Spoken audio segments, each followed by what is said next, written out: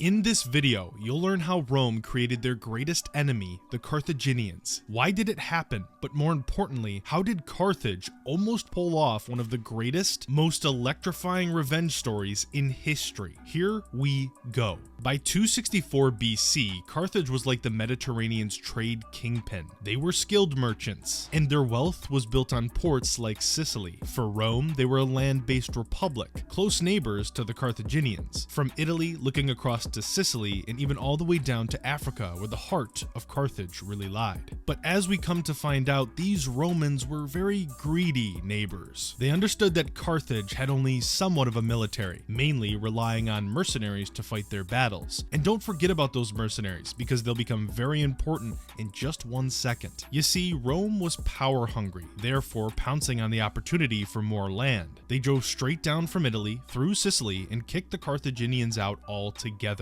It was a frightening embarrassment for which Carthage had no other option but to sue for peace. They feared Rome might continue the conquest right into Africa. Just imagine that kind of carnage. Luckily, Rome agreed to peace, but only in exchange for loyalty and Carthage to pay them 3,200 talents of silver over 10 years, with also 1,000 talents paid immediately and the rest in annual installments. This would turn out to be a huge mistake for Rome. Carthage could now breathe, but not for long. Finding the funds to cover this treaty was almost impossible. Even worse, they now had mercenaries who fought over in Sicily against Rome sitting outside their doorstep ready to be paid in full for their previous efforts. To solve this problem, Carthage waged a bloody war against the mercenaries, bringing all able citizens to fight, even some who'd never seen action in war. The mercenaries were defeated in the end, but it seemed Carthage was on its last leg. The great general Hamilcar, a smart man and skilled warrior, toiled through all this mess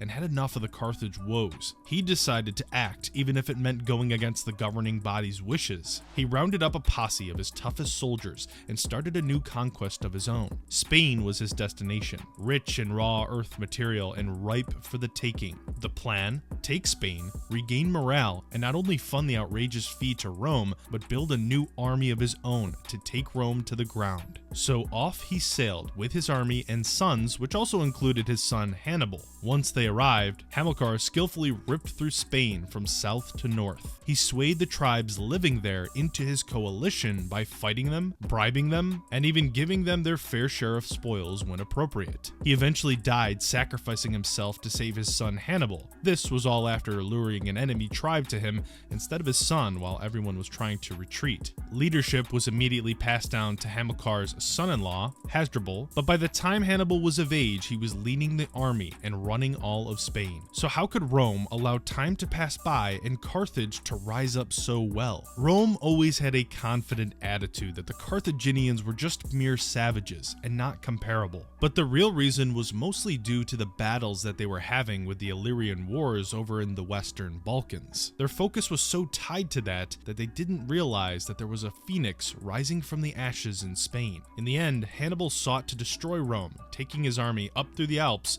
and all the way into Italy. He fought hard, blindsiding the Romans, who now had to finally take the Carthage army seriously. People don't realize just how close Hannibal and his army actually got to completely decimating Rome. But unfortunately for the Carthaginians, history tells us Rome does come out on top. But just imagine if they didn't agree to peace with Carthage and went right into Africa to conquer them. It would have been a way shorter story, and as historians argue, more advantageous for Rome. If you like this video, please leave a like, subscribe, and hit that notification bell. I want to thank you for watching this video, and I will see you in the next one.